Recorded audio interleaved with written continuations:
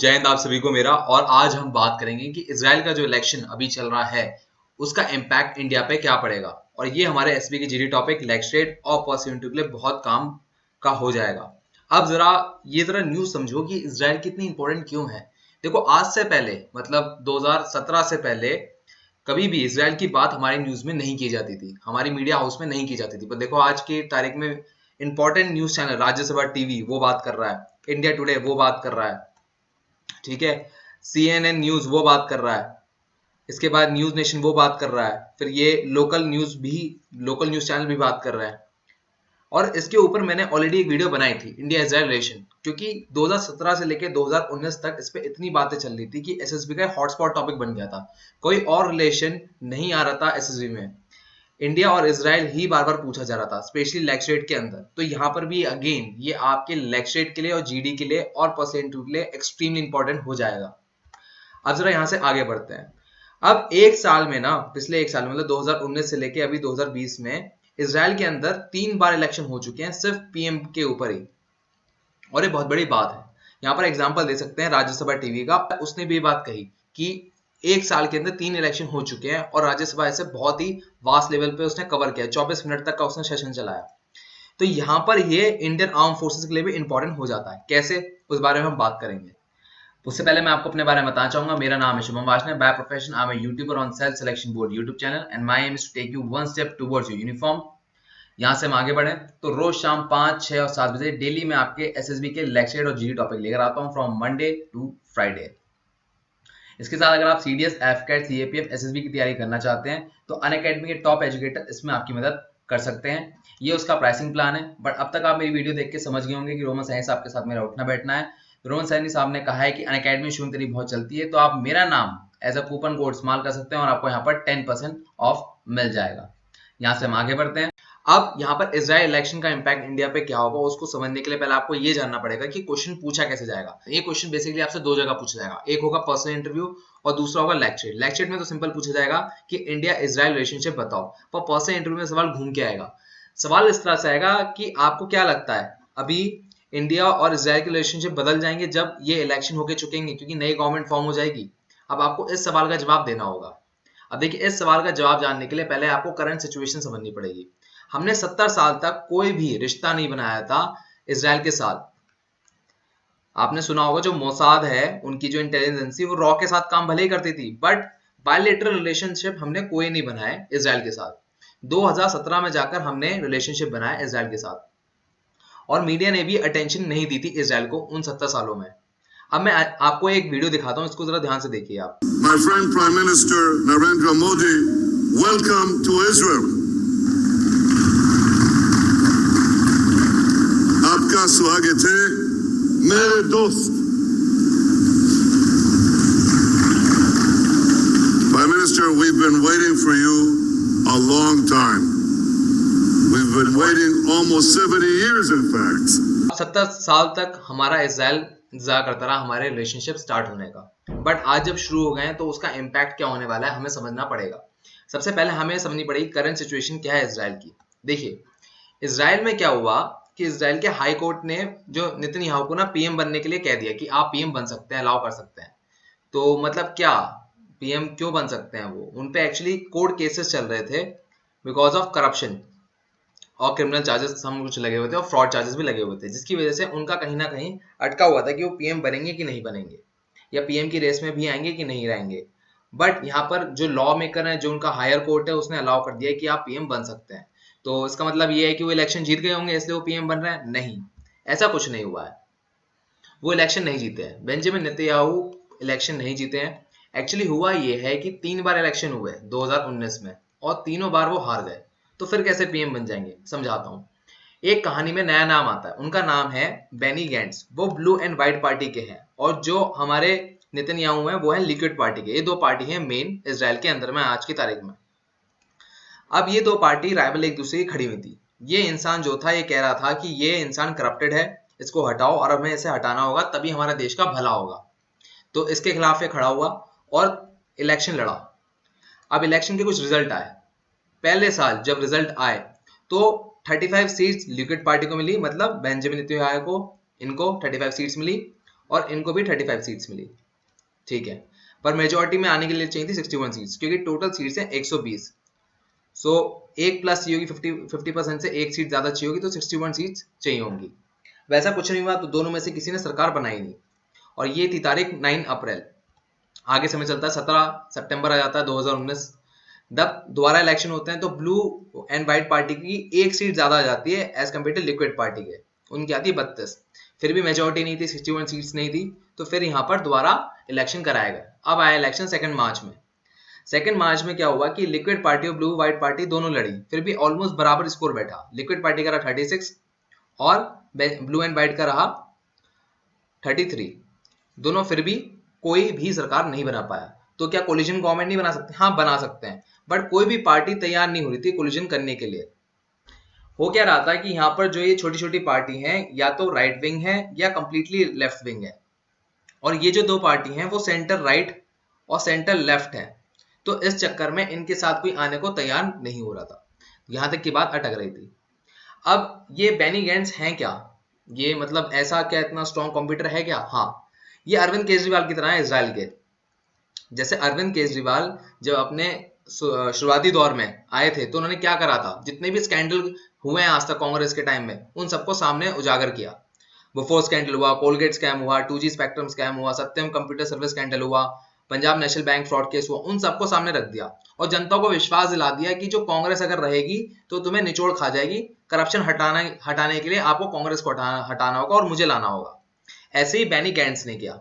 Benny Gantz ने भी बहुत ही कम समय के अंदर अपनी रेपुटेशन इस तरह से बना ली कि वो इलेक्शन जीत जाए।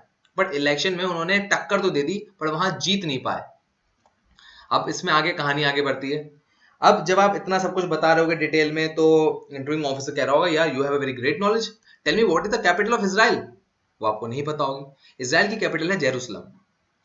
ओके, अब यहां से या तो आपको सवाल का आप जवाब दे दोगे कि जेरूसलम कैपिटल है, नहीं है। मान लो सपोज करो आपने कहा कि मुझे सर जवाब नहीं पता, जेरूसलम मतलब उसकी जो कैपिटल इजराइल की वो क्या है, मुझे नहीं पता। तो उसने कहा doesn't matter, tell me what are the neighbours of Israel. अब आपकी हवा टाइट हो जाएगी। जहां आप इतना डीप में बता रहे हो इसराइल की पॉलिटिक्स के बारे में, अरविंद केजरीवाल तक का एग्जांपल दे दिया कि सर बेनी ग्रैंड जो है ना, वो अरविंद केजरीवाल जैसा है वहां पर। और आप वहां पर अगर neighbouring Capitals I mean neighbouring countries ना बता पाए तो गड़बड़ हो जाएगी। इसराइल की जो नेबरिंग कंट्रीज हैं वो है Lebanon, Syria, Jordan and Egypt. ये आपको जुबानी याद होनी चाहिए। मेरा एक दोस्त था, उससे इंडिया अफगान रिलेशनशिप पूछा, तो उससे पूछ लिया गया कि अफगान की नेबरिंग कंट्रीज कौन सी हैं। तो आपसे इजराइल की भी पूछी जा सकती है। अब यहां से आगे बढ़ते हैं।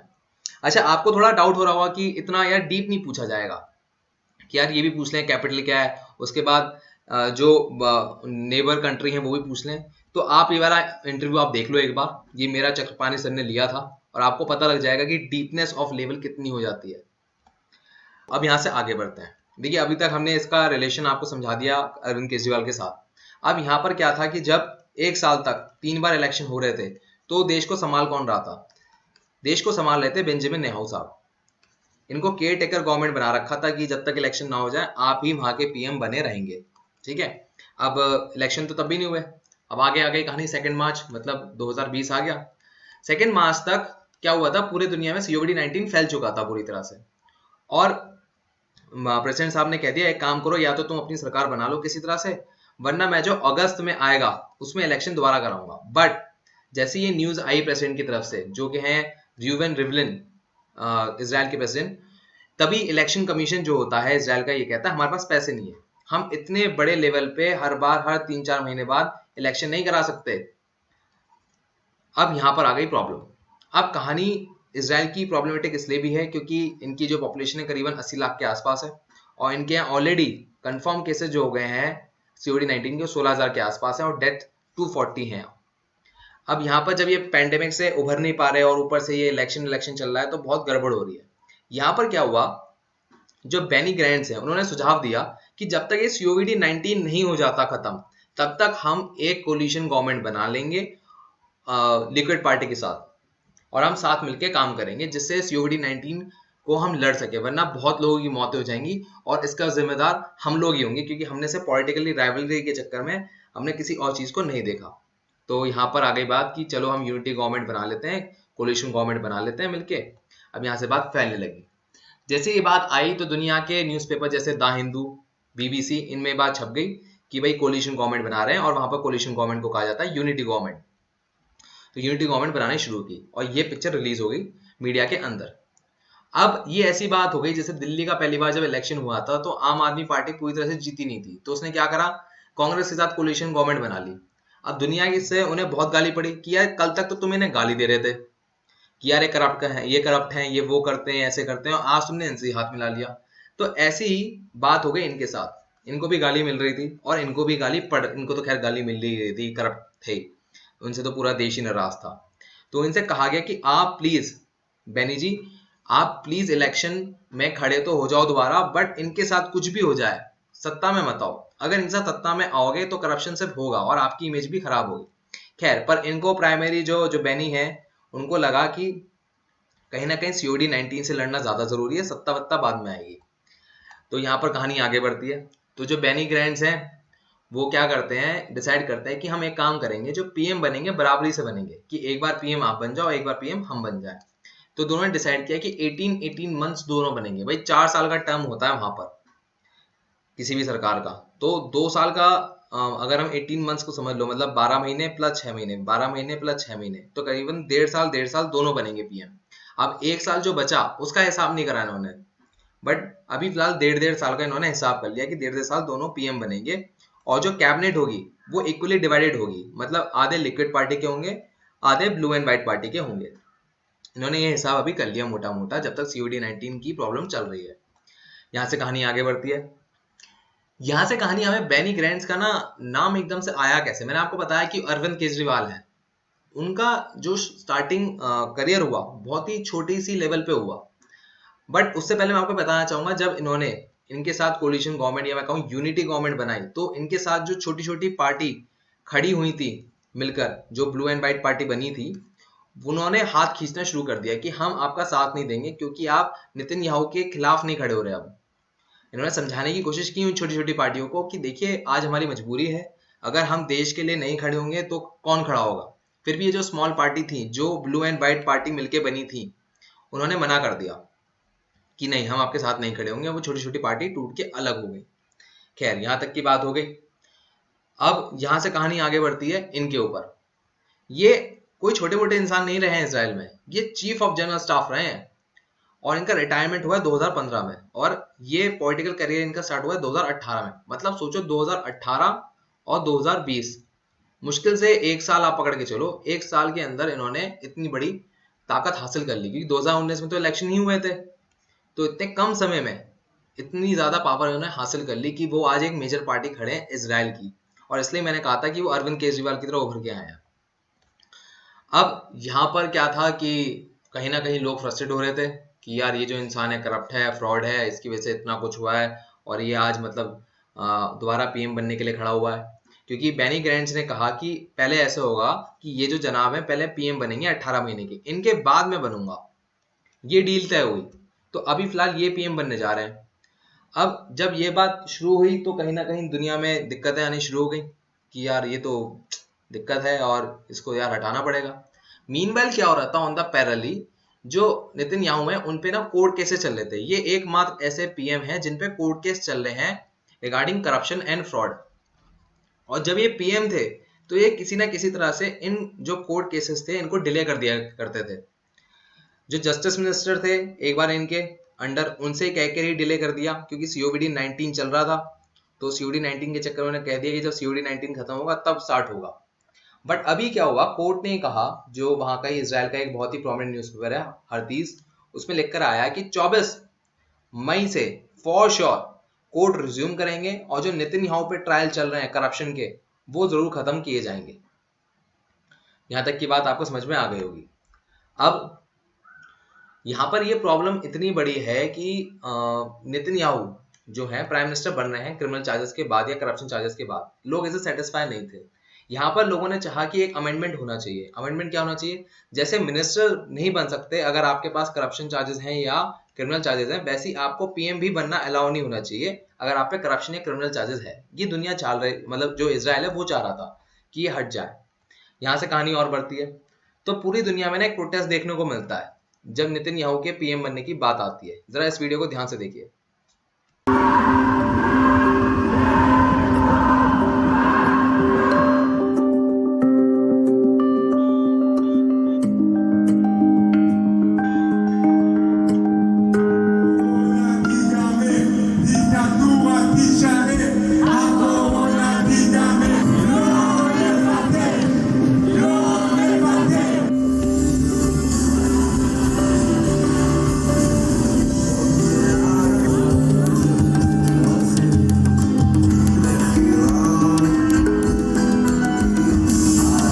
Fighting for everything and anything that is essential to the future of this country and our children, the Israeli democracy, and the way this government is in its sloppiness is handling the corona crisis.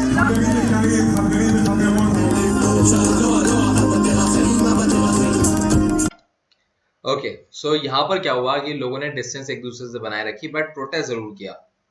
उन्होंने ये बात ध्यान रखी कि corona virus ना फैले और social distancing maintain रखी और प्रोटेस्ट भी करा। अब इस प्रोटेस्ट का तो खैर इतना बड़ा इम्पैक्ट अभी नहीं होगा, बट अब नेतन्याहू इजराइल की पॉलिटिक्स में सबसे बड़े लंबे टेन्योर तक के प्राइम मिनिस्टर बन गए हैं। उन्होंने 1996 में पहली बार अपना एज अ प्राइम मिनिस्टर अपनी पोजीशन ली थी, फिर 1999 तक वो रहे, उसके बाद 2009 से लेके आज तक 2019 तक आज तक वो पीएम बने रहे हैं। तो ये बहुत बड़ी बात हो जाती है। अब हम अपने क्वेश्चन पे दोबारा आते हैं। सवाल ये था हमारा कि अगर इजराइल के इलेक्शन में कोई नया इंसान जीत के आ जाए तो क्या फर्क पड़ेगा। तो यहाँ पर जो इंसान है उनका नाम है बेनी। आपको याद होगा मैंने इनकी शक्ल दिखाई थी, बेनी। तो अभी तो ये जीत के नहीं आया है, तो अभी तो कुछ नहीं होगा, ठीक है। पर जैसे ही बेनी जीत कर आते हैं तो कुछ चेंजेस आ जाएंगे। जैसे मैं आपको बताता हूँ, दुनिया में हम इजराइल के सबसे बड़े परचेजर हैं आर्म्स के। 2017 की ही रिपोर्ट है ये, ठीक है। और रिसेंटली अब एक न्यूज और आपको सुनने को आएगी, वो न्यूज ये है कि हमने इजराइल से डिफेंस सिस्टम में जो बैराक मिसाइल है उसकी डील की है 777 मिलियन की, बैराक मिसाइल 8। अब मान लो कल बेनी जो है वो इलेक्शन जीत जाते हैं और ये जो नेतन्याहू है वो करप्शन चार्जेस में निकल जाते हैं, और हमें पता लगता है कि ये जितनी भी आज तक डिफेंस डील हुई हैं वो सबकी सब करप्शन से हुई हैं। तो जितना भी हमने आज तक डील किया है इजराइल के साथ वो सबका सब फेल हो जाएगा और इंडियन आर्म फोर्स कहीं ना कहीं डिले हो जाएगी अपने इक्विपमेंट को अपडेट करने में। अब ये होता है वीडियो का एंड, बट मैं आपसे कहूंगा कि इंडिया इजराइल रिलेशन पे मैंने एक वीडियो बनाई है, उसको जरूर देखो। जब आप उस वीडियो को देखोगे तो आपको एहसास होगा कि हम और इजराइल में कितनी सिमिलरिटी है, और कहीं ना कहीं हमारी जो फ्यूचर है अगर साथ में रहेंगे वो बहुत इंपॉर्टेंट है, क्योंकि इजराइल की मिलिट्री कहीं ना कहीं काफी एडवांस है और वो भी वैसे इशू फेस करते हैं अपने बॉर्डर्स एरिया में जैसा हम कश्मीर के साथ इशू करते हैं। तो बेटर रहेगा कि हम आने वाले टाइम में साथ रहें, तभी हमारी आगे एडवांसमेंट हो सकती है। अगर आपको वीडियो अच्छी लगी और कंसेप्ट की क्लैरिटी आई है तो खाने पे बुलाइए, और मेरी वीडियो देखकर आपको रिकमेंडेशन मिलती है तो मिठाई खिलाइए। अगर आप चाहते हैं कि मैं कोई टॉपिक लूं तो #वाशिंग कमेंट बॉक्स में बताइए, या मेरे लिए कोई पर्सनल मैसेज हो तो आप इंस्टाग्राम पे मुझे डीएम कर सकते हैं। सेल्फ सिलेक्शन बोर्ड मेरे इंस्टाग्राम का हैंडल है, and my aim is to take you one step towards uniform. तो मैं पूरी कोशिश करूंगा कि आपकी प्रॉब्लम सॉल्व हो। इसके साथ अगर आप कोई और जीडी टॉपिक या लेक्चर टॉपिक या पर्सनल इंटरव्यू का टॉपिक ढूंढना चाहते हैं तो मेरा नाम आप टाइप करिए यूट्यूब सर्च इंजन में और टाइप करिए जीडी टॉपिक, मैं आपको मिल जाऊंगा, या आपको मेरी पूरी प्लेलिस्ट का लिंक डिस्क्रिप्शन बॉक्स में मिल जाएगा। मैं लेता हूं आपसे विदा। जय हिंद, टेक केयर, बाय बाय। मैं उनको रोज सोचता हूँ, मैं उनको रोज सोचता हूँ, वो है अंतिम पगों के निशान।